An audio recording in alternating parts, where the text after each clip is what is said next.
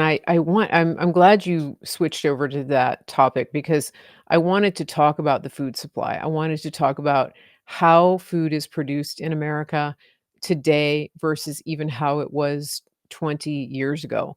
And one of the things that RFK Jr. is talking about a lot is that he's talking about um, how industrialized the food supply has become. For example, the meat packers are owned by BlackRock. The pork production, almost all of it is run by Smithfield, which is owned by the Chinese.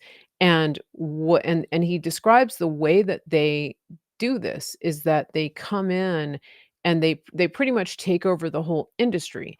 And so, for example, the pork farmers, they go into economic partnerships with them, and then they force them into their own system of growing the pork, slaughtering the pork, bringing it to market.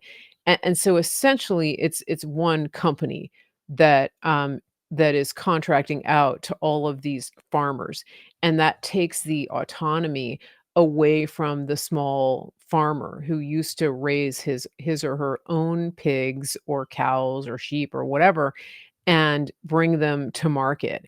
And instead, now we have these monstrosities that are corporate owned, that are answering to shareholders, that are dictating and having a lot of control over what Americans eat, including what's injected into the foods, what types of medications they're given, the processing conditions, all of that. It's under the control of 1 or 2 really big corporations, and in many cases, we don't even know like in the US, we don't even know the provenance of our meats, the country of origin, and that's something that I've seen you talking about very passionately, and I wonder if you can address that. And it seems like that's a big piece of what needs to change, and you're talking about these conflicts of interest.